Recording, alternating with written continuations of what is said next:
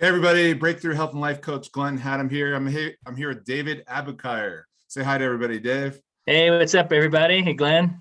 Yeah, we're in Boulder, Colorado, and today's conversation, I've got someone really extraordinary that I really respect about what he's built as far as a business practice and the services, the unique services he offers to. I live in the considered one of the healthiest, fittest places on the planet. Yeah. And this guy helps people stay healthy and the fittest they possibly can be, because in this environment, these gorgeous mountains here in the backdrop, they're a gateway to adventure. And also, when one wants to go out and venture in the world, one needs to stay a little more bulletproof or be able to listen to their body on how things constantly are getting out of balance and being brought back into proper balance when we engage with any type of activity. It's playing with your dog can even get you a little out of balance.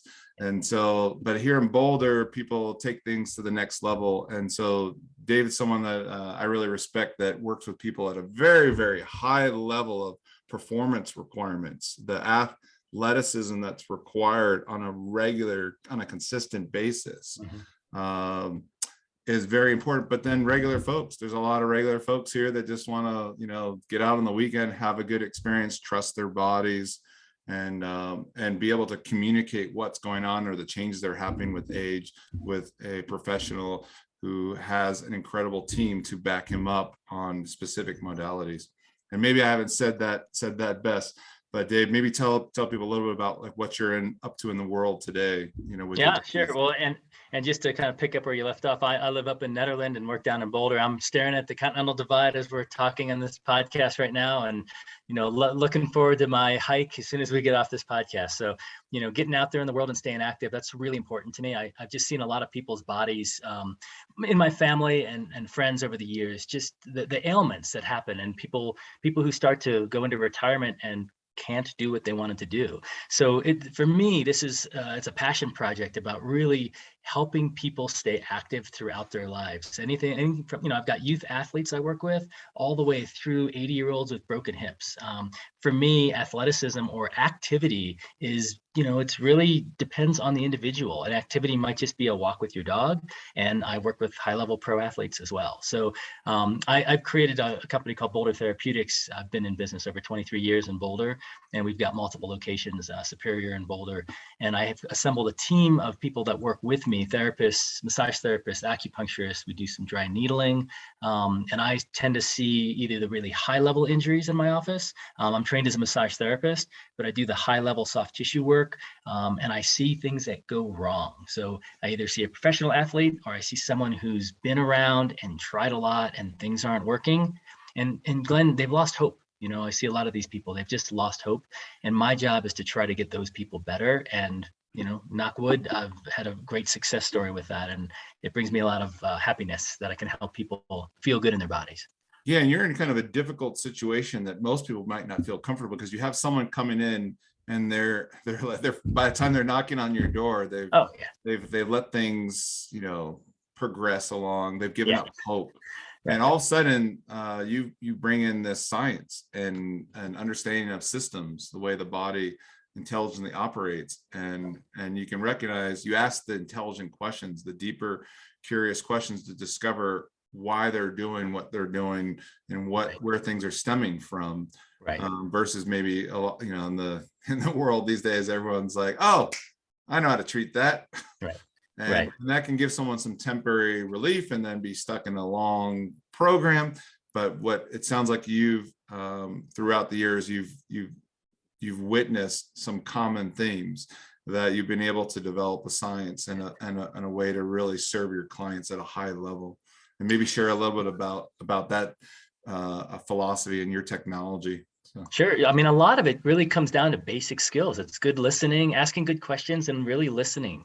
I hear it in my clients' voices. And again, this is maybe my injured clients instead of the high-level athletes. Somebody comes in and you can hear it in their voice. I've tried this, I've tried that. It's almost like they're coming in already saying this won't work, our sessions won't work. And my job is to ask the right questions and to remind them they're here for a reason. They're here to see me, let's hit a reset button. Let me look at your body differently. Let me explain what I see. And let's come up with a plan together to unwind the process, right? There might be something that's happened over time, and now you've got a secondary or a tertiary symptom, and we're trying to unwind the process to find out what's the cause and how can we get to that cause and how can we get you out of pain quickly so you can begin activity. And Glenn, one of the biggest challenges I have is when people start feeling better, because, again, I've been very blessed with this. About 90 to 95% of my clients that come in losing hope have gotten better. And better doesn't mean they're perfect. They take a magic pill. It means that there's a process that's begun, that their body is starting to improve. And oftentimes they haven't found improvement before. And so it's about. Could you share maybe a recent success story that you're proud of that gives people an idea of what possible so, like, with the body, the mind, and with a guide, an expert that's coming in saying, here's what I'm seeing, here's what we need to make our adjustments from what your current path has been.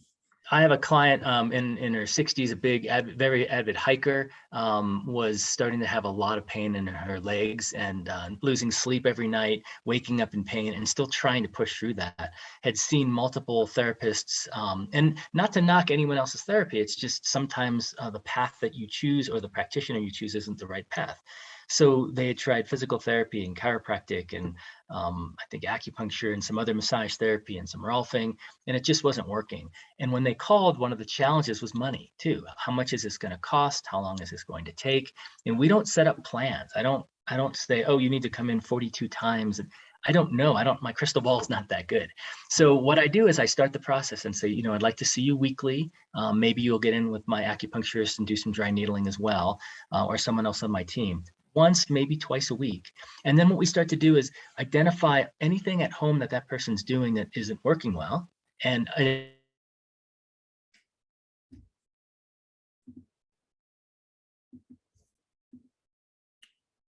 don't know if you just froze up there a moment. Oh, sorry. Am I back?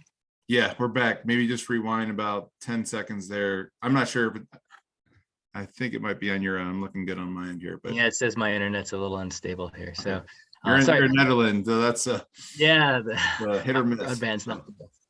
So anyway, this particular client, we were identifying some of the challenges, some of the things they were doing incorrectly at home that were exacerbating their pain pattern.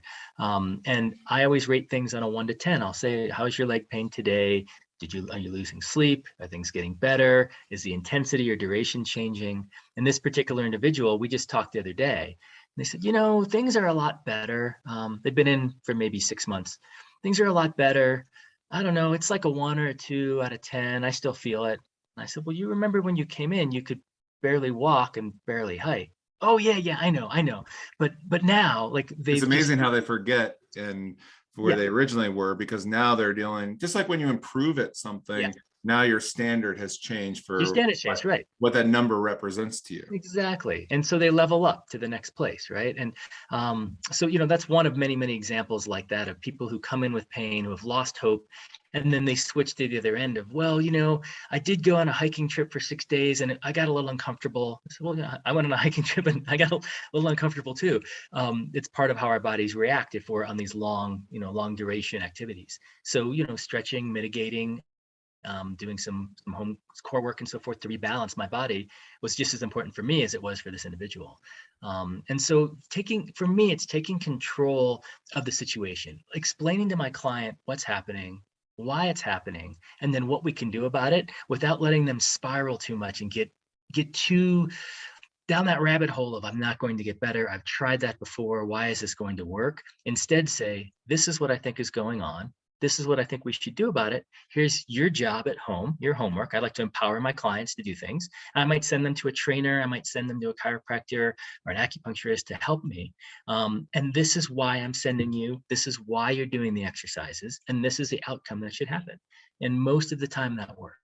We're looking at the body biomechanically, and we're looking at the systems of the body and how the body's responding. Is there a challenge, like when you have a new client comes in and they just want to get out of pain, or they, like you said, they've come in and they're full of doubt. Like I'm hopeful that this is going to work, but I also, like, their headspace is also anticipation that this is going to, get my hopes up, and then it's just going to end up not panning out like everything else I've tried. Well, work with that? yeah, it's a fine balance, Glenn, because if I come in like everything's rosy, everything's perfect, people, they just think like I'm the person who's the eternal optimist, and I'm not being a realist. Instead, I try to flip that right away and say, I've been over 23 years of experience. You're seeing me for a reason. I'm hard to get into. My schedule's sometimes a little blocked up, and people will often wait to get in. And so they're here for a reason. So let me do my work.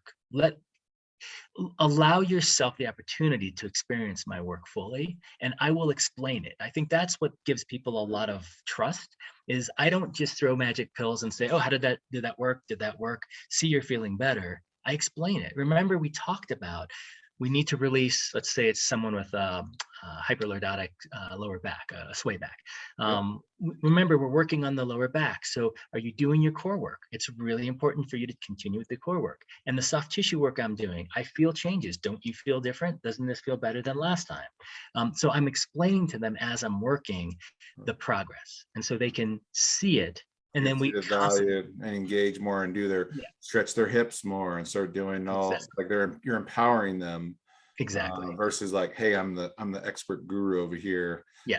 You're explaining them like, no, this is just how the body works. So that's one of the things I really like, is you educate people. You don't just ask, a very thorough questionnaire of questions. Yeah. It's like, here's what's going on. Here's what understanding what you're doing in your life.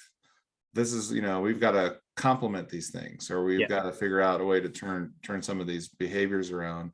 And you get it's not like I just come there and I lie on a table and then I leave. It's like, hey, you got to do your part now. Exactly. It's more of an experience. Just like a dentist wanting you to floss. Like, come on, you got to do your part here. Do your part. And I try to do my best to be a cheerleader for people, not just to say, like, make you feel guilty. Just say, Glenn, remember, we talked about those exercises. Do you think you can just do it maybe 3 days this week and see how it feels? If you can commit to that. Another big thing, like you talked about, for me, it's about understanding what's going on with a person's body.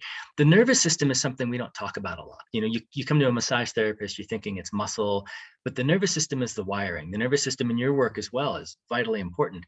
That if I'm forcing an exercise or doing it incorrectly, I'm going to repattern and probably compensate. And the same thing happens in my work, that if I force the work, so deep tissue work isn't always about pushing as hard as you can. It's about listening to the body and having the body allow the release. Would you say everything is like everything in life is an invitation? It's an invitation to surrender to the process, right? Not knowing all the whole entire staircase of how it's all going to go down. Yeah. But surrendering that, okay, I just was climbing Devil's Tower this last week, and part of it was getting out of the head and dropping into the body and listening. It's like, oh, I don't only know what the next one move is, and by getting the next move I could see the next one. Right. And so it's like trusting the body to like lead the way. Right. Is for a lot of people, especially in our very heady culture, it's kind of like you get people to this really awesome environment where they get to just drop in, be here now, and listen to their body. Like, you're both listening. Like, you're both listening. Like, check this out. It's not forcing change, right? It's facilitating it, right? I'm there to facilitate a process, to watch the body, to teach the body, and to get the person on board with the process, right? That if they don't believe it's going to work, it's not going to work, right? So and you're actually setting things so that the body can actually do everything, because the body is like, actually, Dave is wonderful, but Dave's setting things so the body can do its things correctly. It's like, oh, that thing's off the track here. Let's get that aligned, and it's going to start. Oh yeah, that feels right. Right. A lot of I think a lot of my skill set comes in the nuance of my work. It's the subtlety of what I do more than, someone says, oh, do you practice myofascial release or neuromuscular therapy or trigger point? Like, sure. And I'm probably doing 2 out of those 3 at any moment in time. Like I'm blending, I'm watching, I'm listening. And as I'm working, I might change up a technique midway through because your body told me to, or I'm listening and thinking maybe that's the next path to take. And so I will give my clients feedback based on that. Do you see how that released? What I'm feeling is that you've been holding that. So take a big breath into that. Try to get your nervous system to calm. Okay, now I can go deeper. So I'll actually lighten up the work sometimes until you allow me in. You open the door. I knock. you crack it open, and then you let me in, and then we have a better discussion inside. And that tends to be how. And that's where decades of expertise and experience is now this intelligence that's flowing through, and you're checking in and following. A big part of it is, yes, you've gone to these schools and learned all these techniques, right. But you're in this flow of trusting your intuition and where you're being like taken. It's all about like, so it really requires you to bring a high level of presence and participation to each client of like, okay, I just left this client, now I'm with you, and I've got to be curious. I can't just come in here and make bold statements about what we need to do with my agenda for the day with you. It's like, what's actually happening right now? That's it's like, forget everything I was planning on doing today, what they called and said, before they got here. Now what I'm actually experiencing, I've got to lean in this way and courageously go down this path as the best way of service to this person. Right. And, really show up for every session, which is important to be there. That's our responsibility. The service industry has changed a lot in the last handful of years, right? People aren't as willing to do, many people want an easier way out. I mean, heck, wouldn't it be great if I could do massage over the phone and be on a beach right now, but I can't. Is there an and app? That's part of it. That's right. There's an app for that, right? The challenge with that is obvious for us in our profession, but the other side of that is you potentially lose some of that intimacy, that those moments that we have with other human beings. That how often do you pay someone to take care of you for an hour and really learn about yourself and learn about your body? Like, so much of that is changing in these last handful of years, and it's a shame in so many ways that when we need to connect with other human beings, we do it in a very different way than we used to. And technology's brought some amazing advancements for all of us. And there also, you can see the limitation that, imagine if all of my massages were now online, like all of them. Like, the experience is just different. The interaction is different. The connection with humans is different. Yeah. And that's something I love about my job and I'm passionate about. And at 23 years into this career, it's also a challenge that I can't be somewhere else for 6 months, right? It's those challenges of having a career and a job and also giving back. And that's, I really believe in that. I love what I do because I'm giving something back to society, to our community.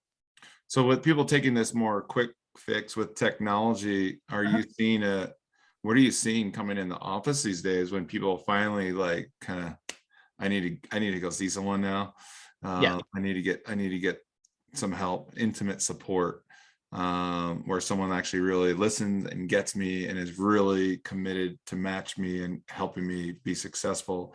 What are you seeing change in the industry with, when we're coming out of COVID times, and as we know, most people got the pandemic pooch, from, just, I loved personally being, COVID times, like, oh, great. Some people are like, they're missing their sports and, other distractions to engage with, but I appreciate that. Oh, wow. More quiet, more book time, more self-examination. But in this period here, a lot of people self-care. You must be seeing, like, with bodies coming in just beat up from daily life interactions, not extreme sports, but like just the wear and tear of people being either more sedentary lifestyle choices, of they've let certain bad behaviors, even very health conscious people have let those slide in. And yes, although let's just say again, in our community of Boulder, a lot of people were still getting outside, because they were stuck indoors so long. And many people were doing things online. Like I did the same, online workouts, online Pilates classes. People were, people buying Peloton bikes and doing workouts. And so there were a lot of, but again, honestly, what I saw most of is people would come in and say, I haven't done anything like this for myself, like a massage or something. I haven't done something like that because you're in a room in a small enclosed space, and there's potential challenges. I mean, we managed it extremely well. So the concerns people had were quickly mitigated, but we did have that hurdle to overcome for people to come in.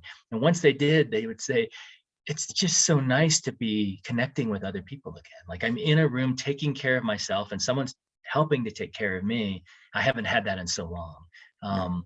I think it was a scary thing. It was like, well, can I factor that out of my life? Right. Just focus on, I get to the grocery store to interact with people. That was kind of the mode of like, how quickly can you get in and out of the grocery store? It was, usually the MO. So we have seen, we saw a huge resurgence last summer. When people started getting vaccinated, we saw so many people coming in and just saying like, it's been so long since I've done something for myself. And so that's maybe the biggest change we saw. Yes, sometimes people were out of shape or were sitting at a computer longer. I used to drive into work and walk around the office, and now I just sit at my desk all day. Business meetings, Zoom calls all day. Yeah. People just they weren't trained to do Zoom calls properly. Like, were people saying, "Hey, is everyone getting up and stretching and moving for a few minutes?" Like, nobody was doing. Well, very few people. Push through. Well, let me ask you this. Tell us a little bit about who you were kind of growing up. Then how did you kind of, because it's a mystery. It probably still is a mystery to you of like what's next on the horizon, but share a little bit about the type of individual you were as a kid even, and then maybe walk us forward. We'll kind of do a fast version of your whole life history. We got on this entrepreneurial path, and that's really fun for me because I've got my daughter's just finishing up her junior year in high school, so we're looking at college on the horizon and who's she going to become, like what's she going to study, what's she interested in. And like myself, I didn't know exactly, and my son is a freshman going into sophomore year next year, and so I've got this mirror being held up of who was I at this time in my life and what did I have passion about. And if like, I would love for, I'd love for children to have direction when they move on to college, and yet I didn't. And there's a beauty in not knowing and letting the world and the universe bring things to you.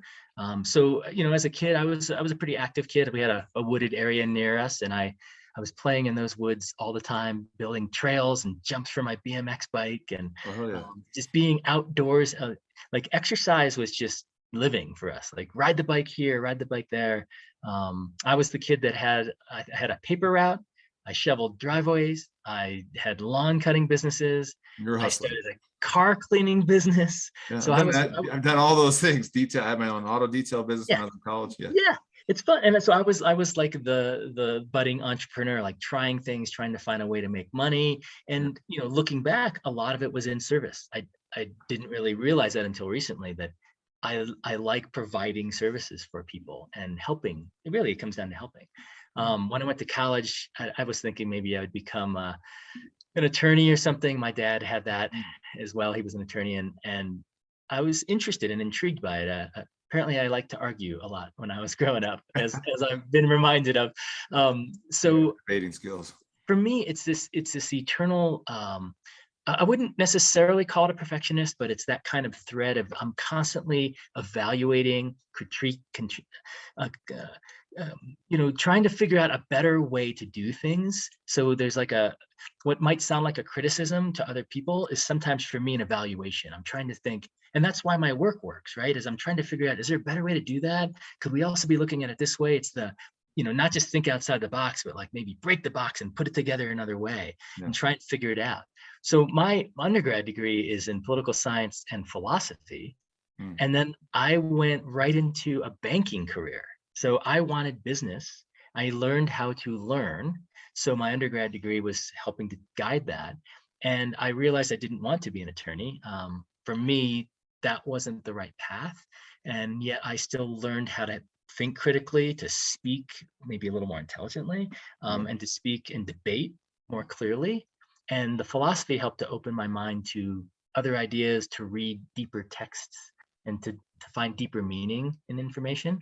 And then I wanted to really build that entrepreneurial spirit, and getting a job at a big institution that they took me through a management school. Basically, I had business school, a semester of it, while getting paid, and then went through an entire rotation there. So that was, I was in almost every division of a very large bank, and at a very, at a moderately high level for my age. But I still can't see you doing that. Having known you for years, like that's crazy. I couldn't have had my hair like this. No. Business suit and tie, it was back then for me, the way I grew up in the Midwest, that felt important to me. That was that was something that brought value to me. Dressing up in a suit, carrying a briefcase, and having a career that my parents were proud of, that was important to me. And then as I started to learn more about myself, I learned that that wasn't who I was. I wasn't really helping people in the way that I wanted. It's important to know business. I mean, I look at some people that only follow their hearts and don't have the business side, and it works for some people. Pretty But hard. yeah, you find that like it works really well until you get older, and then when you're in like your 50s, 60s, 70s, you're stuck. So for me, having this business background has really helped me to build a sustainable business and to give people a working wage, right? To understand what that means and to manage them properly. And also to create a career for myself where most people last 2 to 5 years in massage therapy. And, after 20 plus years, I'm still loving this work. I'm still passionate about it. Like, people ask me all the time, do you still practice, or do you just run the business? Like, I think I would really miss it if the whole reason I'm in this business is because I love it. Yeah, so you're like me, you got to be in the trenches with it at the same time. So you're aware of, because everything's changing. There's new things, everything's growing. And so it's like you want to be in there witnessing and learning and sharing and passion with it.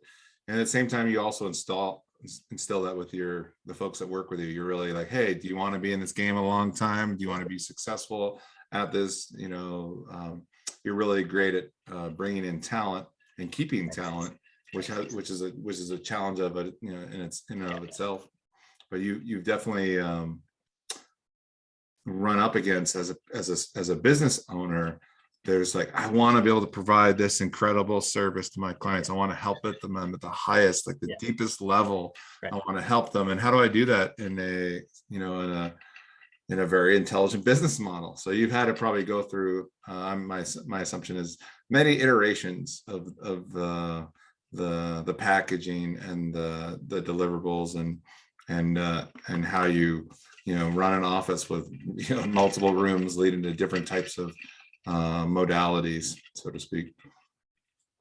And for some reason, it froze up a little bit. Am I freezing again? Sorry. Yeah, am I back? Good. Okay. Yeah. Sorry about that. That's okay. It's giving us pause to think and to contemplate our conversation. Yeah. It's a challenge, Glenn, to be honest. I think anyone in the service industry for decades, it's not just now, but it's especially now, people have changed their mindset of what they want to do. And especially the service industry has been hit hard. People are less interested in showing up. I mean, if you think of it, I have meetings every day, right? I have 4, 5, 6 meetings every day. They're called massages. They're my sessions, they're my treatments. And when I'm doing this clinical work with people, I have to be there and show up on time for every session, every time. And a lot of people are moving away from that. A lot of therapists are moving away from that, not as interested, not as intrigued by offering these types of services. So it does get difficult to hire people at high levels to do this kind of work. So we offer different levels of service. If you come in for a sports and deep tissue massage, you're not going to get someone as skilled as an injury session, right? My injury team is much more skilled and they've been with me longer. Yeah. And so that's the way to mitigate that is, lower the expectation, have a lower price point, still have wonderful, passionate people, and yet they're not quite as skilled if you have a high level injury. You go to the next level. And so we offer levels of care, and which seems to work really well for people. Yeah, and I've enjoyed that, coming in and working with you directly or working with different levels of expertise. God, I've come in there and had the crystals in my big toe cranked on, and I just needed someone that could like deal with a grown man crying. Get the myofascial tools out and scrape away. Yeah, and sometimes we do that, with permission, of course, but it's sometimes needed. So that's been an interesting journey to navigate the business. And honestly, I think for all of us, and maybe this is part of what these podcasts are about, is talking about what's it like to be the business owner, what's it like to be passionate about what you do, and to also be a husband and a father and an athlete. And how do you balance? I always say, we're all juggling these balls and they're never all in the air at the same time. You're always dropping one a little bit. Like, when's the last time I had date night with my wife? When's the last time I spent some quality time with my kids one-on-one? And we weren't just in the rat race of, rushing from one event to the other. When's the last time I nurtured the business? So, or myself for that matter. So it's a challenge being a business You're owner. never going to arrive. It's like you're going to take 10 items off your to-do list and then 20 more just slide right on. Yeah. That it's kind of like, I always tell people, like the solution to your problems is the cause of your next problems. Right.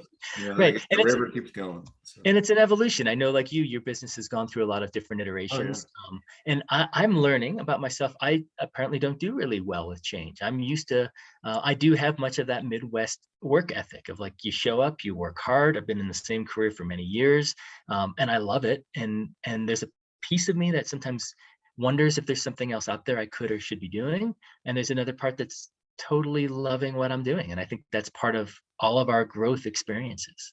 I remember arguing with myself and in a men's tribe, sitting around a fire, been a number of years. And the argument with myself was like, just because I'm good at something doesn't mean I have to do it forever. I'm like, there's got to be other things, other ways that people see me and experience me. I don't want to, be this guru with these things. And it's amazing, the entrepreneurship path is a relationship, and just like one with your daughter, with your partner, right. And it's good. When it's like grumpy, it's grumpy,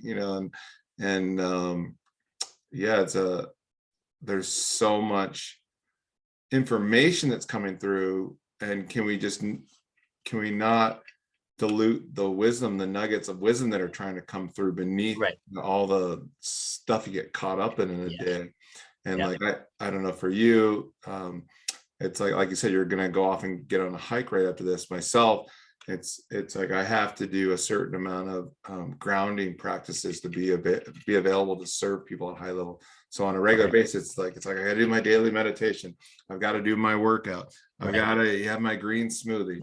I've got to have time to sit quietly and read my book, or peacefully, walk my dog without my cell phone. And I have to I always tell myself, I got to work on being the chocolate fountain that's just overflowing and everyone can come up and grab a cup, because if I neglect aspects of myself to be in a service profession,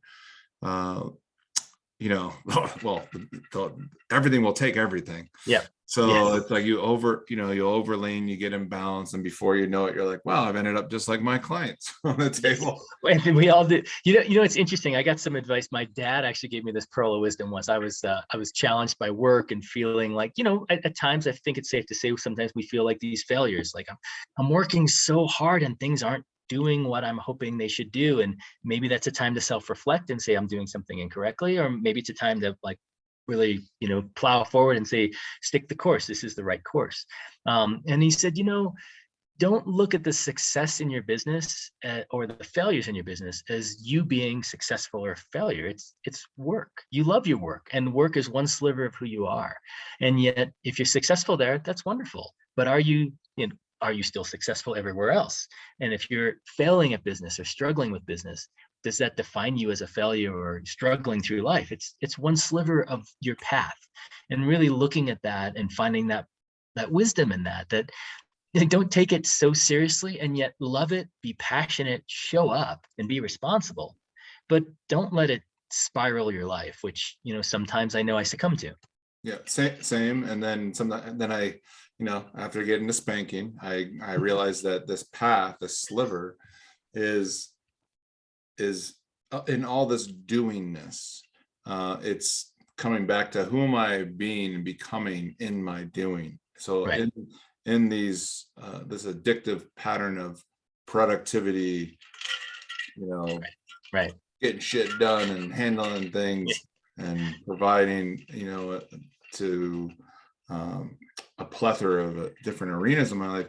It's all really about, at the end of the day, you look in the mirror, wow, I really love the presence or who I'm becoming, or these things that I've learned, these techniques or courses like that. All of a sudden, I'm just starting to just lean in and just trust my intuition and following what needs to, like getting out of my own way and letting life flow through me and witnessing it more, being a place of the seat of the soul of watching and observing Glenn doing his unique filtering system of data and stimuli, Right. and his, limited perception to like, wow, I've been very expansive this morning with the opportunity that has been presented to me, that is evoking inside me a different way of experiencing myself that hadn't been here before. Right. So, I look at business as just an opportunity to really, I often say this, like, you got to become a really great surfer. You got to learn how to like ride these waves. And so, It's a lot of them. It's a lot. Yeah. It's just these waves. So sometimes they're not always good sets either. No, like sometimes there's no sets, sometimes they're fun ones, and sometimes there's big, scary, burly ones. Yeah. And so how can you as a business, I guess my question for you, how can you as a business owner, hang on just 1 second here.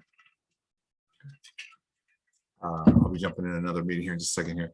Okay. How can you as a business owner take business to become the man, the human, the soulful being to your lovely child who's growing into this new adult? And as like the prophet kind of says, like, you're the bow here, and they're the arrows that are getting launched to places you'll never be. Daughter might end up on Mars one day, who knows, right?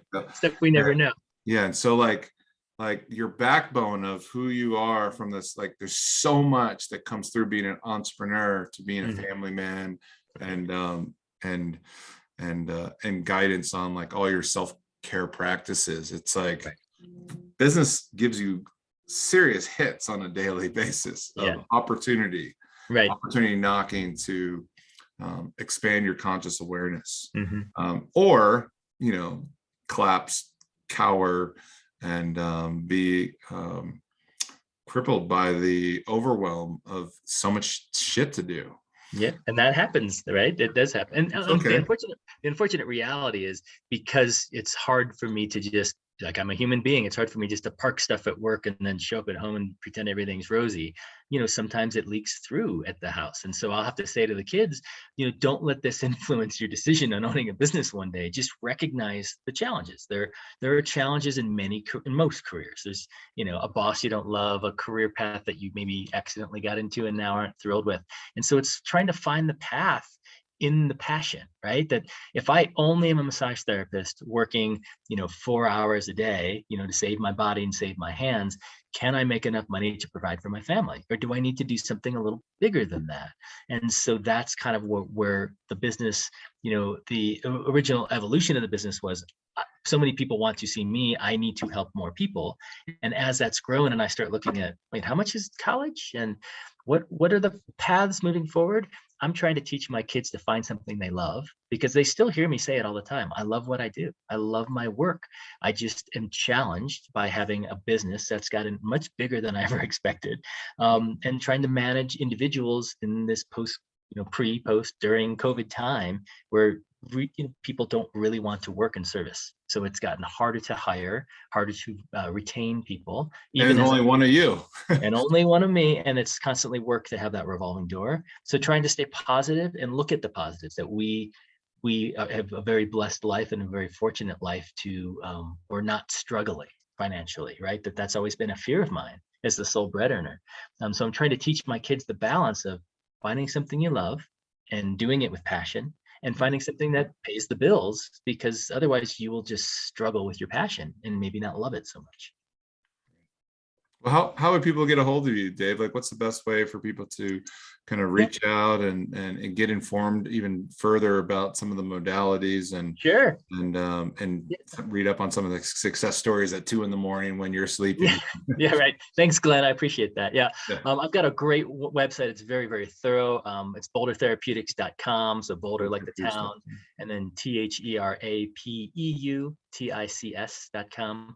We've got some videos on the homepage. There's a wonderful 5 stretches for athletes video I put together, some different things about posture on there. You can call. I still run my business old school. You're going to call, it's going to ring through to my cell phone. And if I don't pick up, I or someone, if I'm out of town, someone else will call you back. But it's 303-444-1171. Had that phone number in Boulder for over 30 years. And so you can call with questions, or you can actually book an appointment right online. There's a lot of information right there. Yeah, well, I'm a testimonial to you. The yourself and the team there just really bring a lot of heart and soul and curiosity to each person working with you. Anyone that comes in the door is I can vouch they're going to have a great experience and they're going to feel like, oh, for the first time, I'm actually pretty hopeful I can get on top of this and get some resolution, not just to the immediate problem, but building a solid backbone so that of preventative care you're going to come in contact with that with you. It's so cool to see people come in with an injury, and then because their body becomes more efficient, they end up performing better. So they're like, I came in just to, can I get back to my sport? And my times just got faster. Well, of course they did. I helped to teach you how to get more efficient. So of course you're running faster, you're cycling faster, you're moving more efficiently. So you train harder, you recover faster, and you perform better. And that for me is really what I love, is I get you out of pain, and that's where the work starts. Now we start to work on getting you better and performing at a higher level. And that's so fun to watch.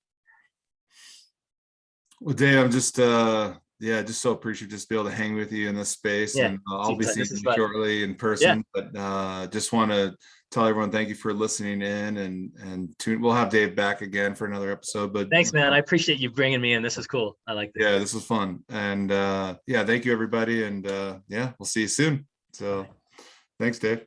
Yeah, you're welcome. Thank you. Bye, everybody.